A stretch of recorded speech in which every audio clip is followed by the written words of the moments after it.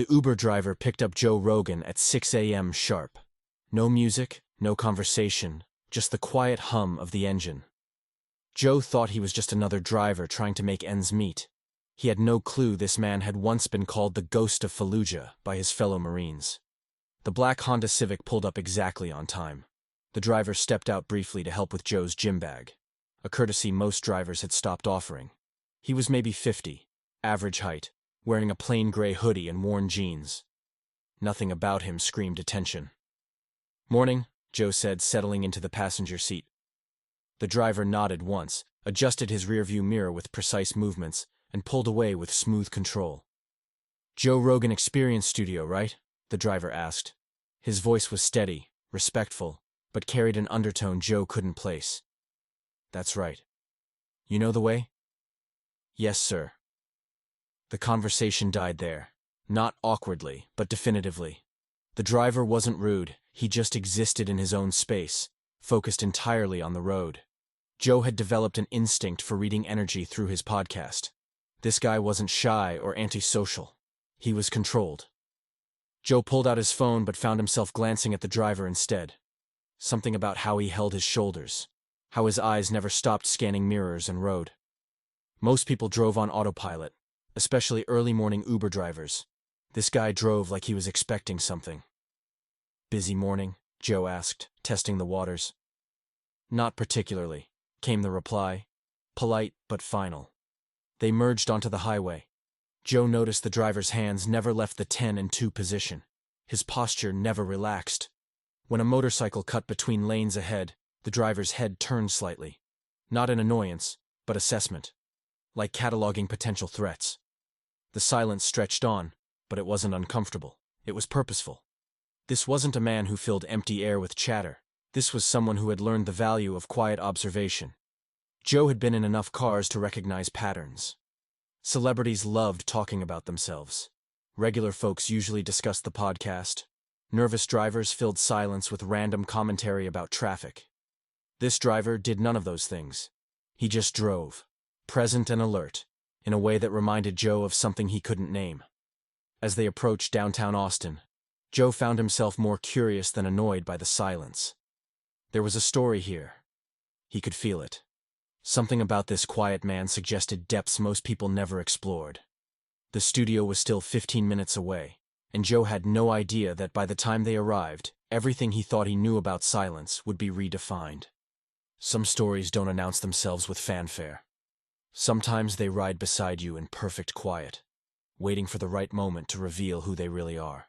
Joe Rogan's curiosity was fully engaged now. The admission that the driver was a Marine had opened a door, but just barely. He could sense there was much more beneath the surface, and his interviewer instincts were kicking in. "Iraq? Afghanistan?" Joe asked, keeping his tone casual but interested. "Both," the driver replied, his eyes never leaving the road. That simple answer spoke volumes. 2 tours, 2 different wars. Joe had interviewed enough veterans to know that meant this man had seen serious combat, probably multiple deployments over several years.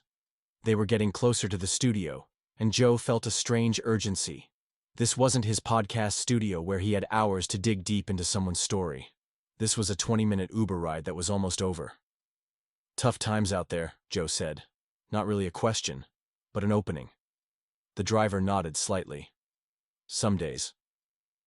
As they turned onto the street where the studio was located, Joe noticed something that made him look more carefully at the driver's left arm. The hoodie sleeve had ridden up slightly, revealing what looked like the edge of a tattoo. It wasn't much, just a hint of black ink against weathered skin. But something about it caught Joe's attention. "Mind if I ask what your tattoo is?" Joe said, nodding toward the driver's arm. For the first time, the driver glanced at him directly. Just a quick look, but Joe caught something in his eyes. Surprise, maybe caution. The driver tugged his sleeve down almost unconsciously. "Just some old ink," he said quietly. But Joe had seen enough. It wasn't just some old ink. The partial image he'd glimpsed looked military, specific. It had the kind of clean, precise lines that spoke of official insignia rather than random tattoo parlor art. "Military tattoo?" Joe pressed gently. Another pause. Longer this time. Yeah. They were pulling up to the studio now, and Joe felt the conversation slipping away. Whatever story this man carried, whatever that tattoo represented, it was about to disappear into the Austin morning traffic. Look, Joe said as the car slowed. I do this podcast, interview people with interesting stories. If you ever want to talk about your service, your experiences. The driver put the car in park and turned to look at Joe directly for the first time. His eyes were steady, measuring. Some stories don't need telling, Mr. Rogan. Joe grabbed his gym bag, but hesitated before getting out. Something about this encounter felt unfinished, important. Maybe, Joe said. But sometimes they do. The drive continued in the same purposeful silence. Joe Rogan found himself studying the driver more intently, trying to piece together the puzzle of this enigmatic man.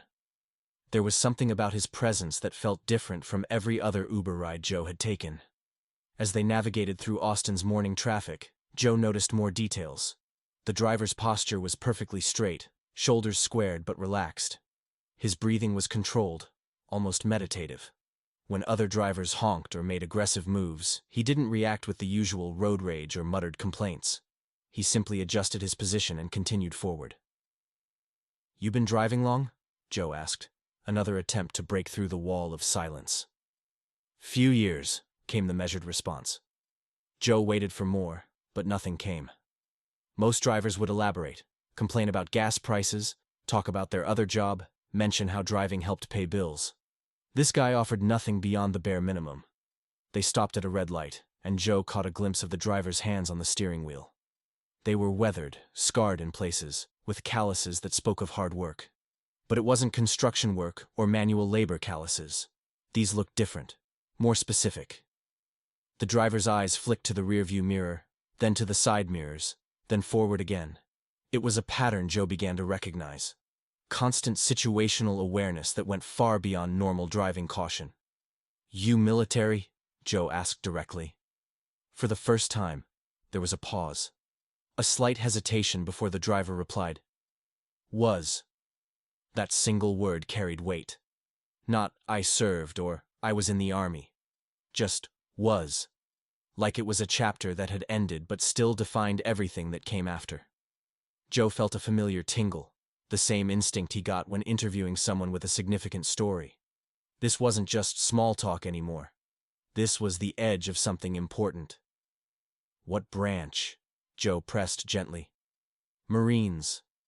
Again, minimal information. But now Joe could see it. The bearing, the awareness, the controlled demeanor.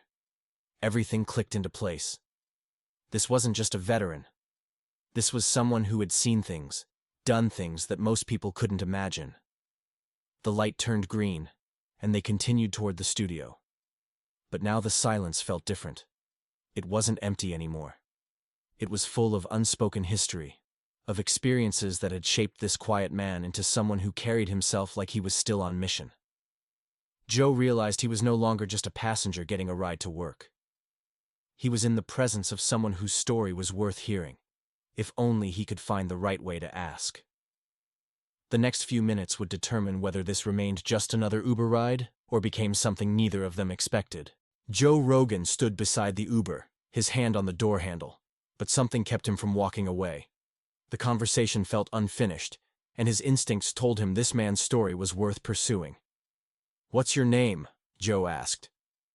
"Marcus," the driver replied. "Marcus, I've talked to a lot of veterans on my show. Navy SEALs, Green Berets, Rangers. Each one had a story that needed to be heard. Sometimes talking about it helps." Marcus studied Joe for a long moment. "And sometimes it doesn't." There was pain in those words, carefully controlled but unmistakable. Joe recognized it. The weight that some veterans carried, experiences that were too heavy to share with people who hadn't been there. "Fair enough," Joe said. "But if you change your mind..." He pulled out his phone and quickly typed his number into a text message. "This is my personal number. Not many people have it. If you ever want to talk, on or off the record, just call." Marcus looked at the phone screen, then back at Joe. Why? Because 20 minutes in a car with you tells me you've got a story. And because I think you're the kind of guy who doesn't get asked about it very often. For the first time, Marcus's expression softened slightly.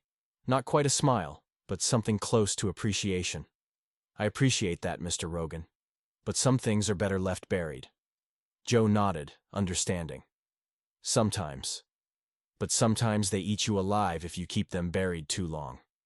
He stepped back from the car. Thanks for the ride, Marcus. Safe driving. As Joe walked toward the studio entrance, he heard the Uber pull away.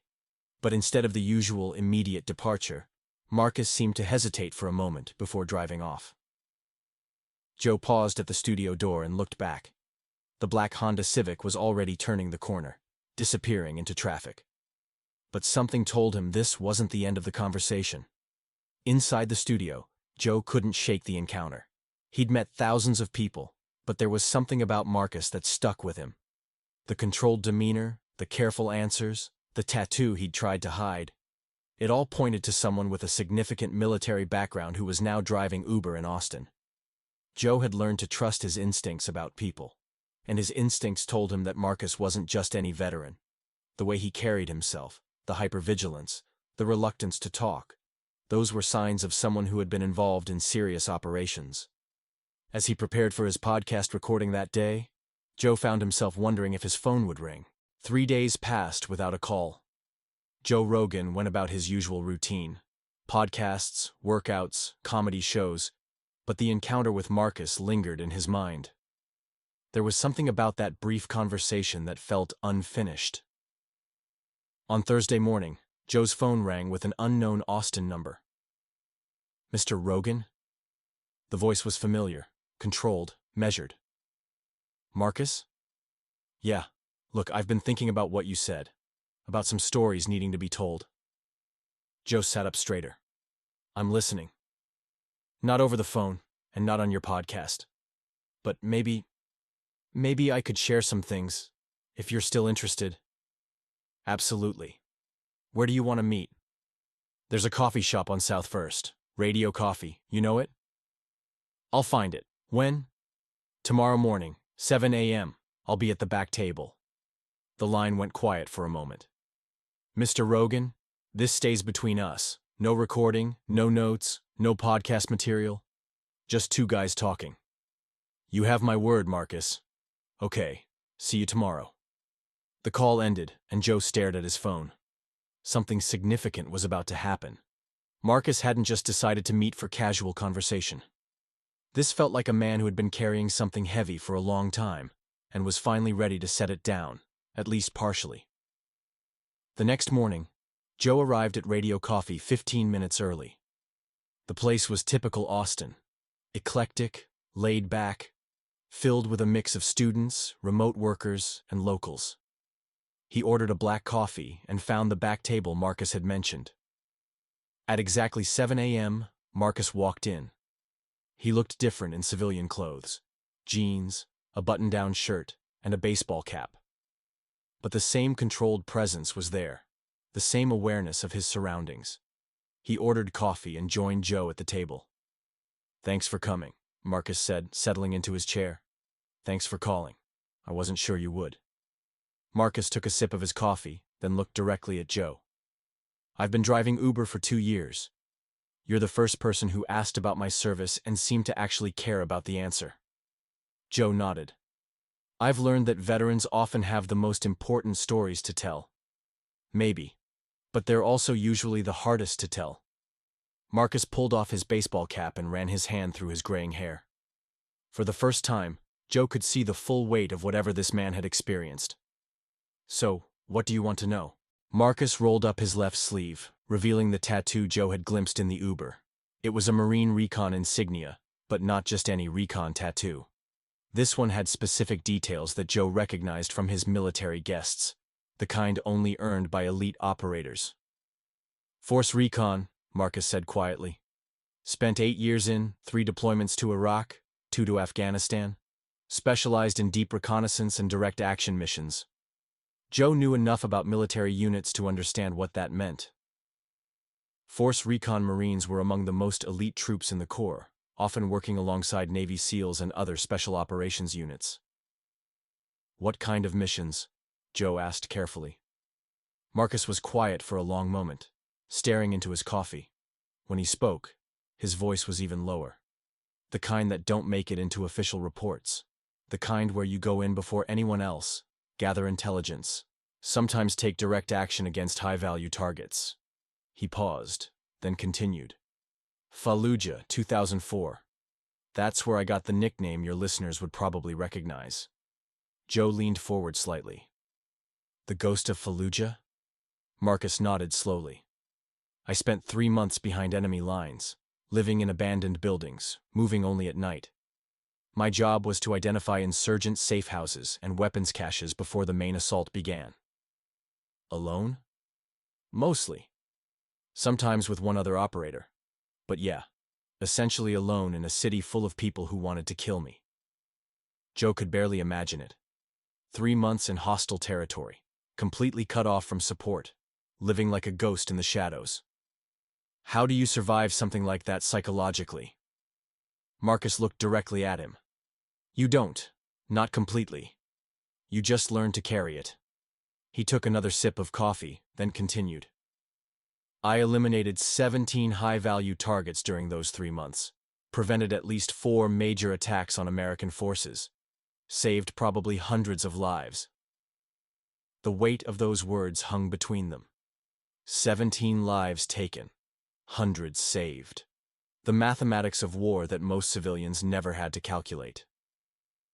And after? Joe asked. After, you come home and drive Uber. You try to blend in with people who think the biggest challenge in their day is traffic or a difficult customer. You carry the weight of things you've done, things you've seen, and you don't talk about it because who would understand? Marcus's voice carried no self-pity, just statement of fact. Why tell me now? Because carrying it alone is killing me, Mr. Rogan. And because maybe, just maybe, someone needs to know that there are people like me out there. People who did what needed to be done, and then disappeared back into regular life. Joe sat in silence for a moment, processing what Marcus had shared. The weight of it was enormous. Not just the military service, but the isolation that came after. Marcus, what you did over there, it matters. People should know. Should they? Marcus asked.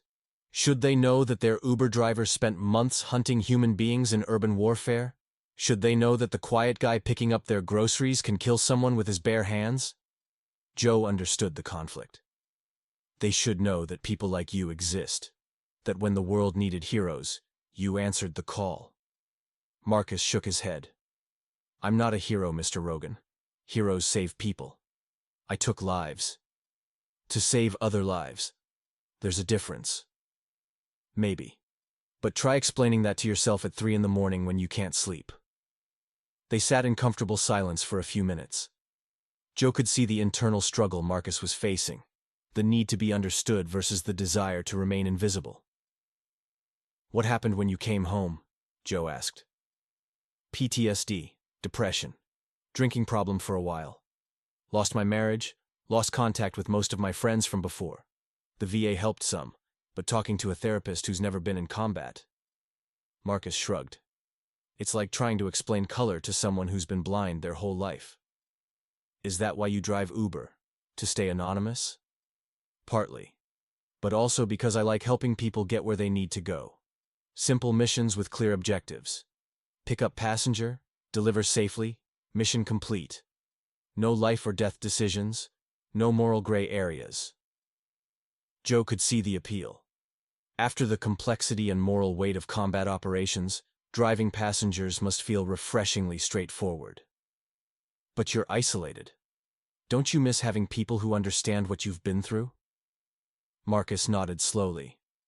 Every day. But most of the guys I served with are either still in, dead, or dealing with their own demons. We don't keep in touch much. Too many ghosts.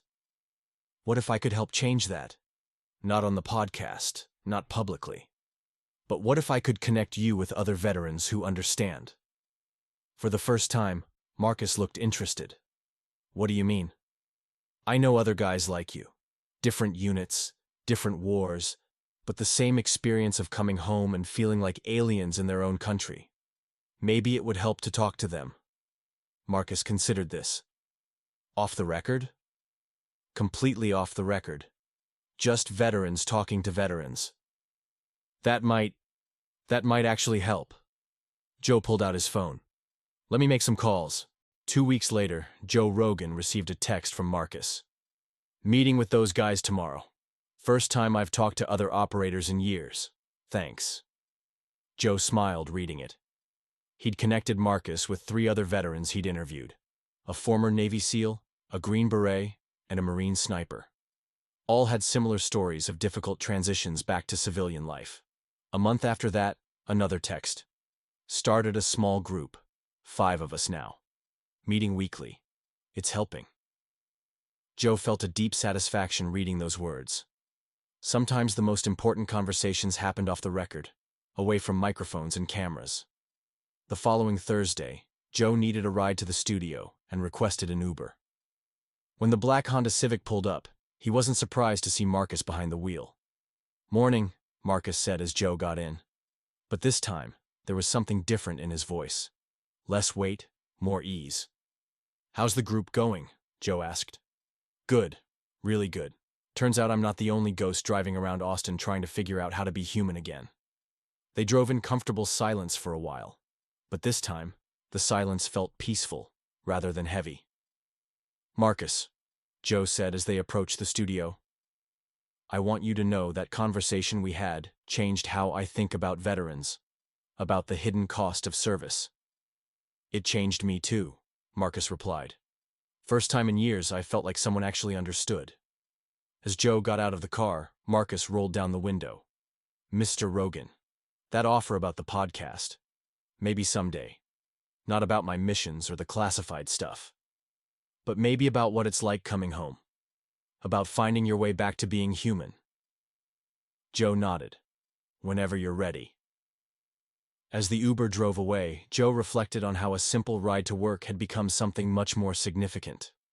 Marcus wasn't just another passenger or another interview subject. He represented thousands of veterans who had served in shadows and returned to live in silence. Sometimes the most powerful stories aren't told in front of microphones. Sometimes they're shared in coffee shops between 2 people who recognize the weight that some individuals carry. Joe walked into his studio that day with a deeper appreciation for the hidden heroes living ordinary lives around us. The Uber drivers, the baristas, the mechanics. You never know who might be carrying the extraordinary weight of service beneath their everyday exterior. Some conversations change everything. And sometimes, the most important thing you can do is simply listen. The end.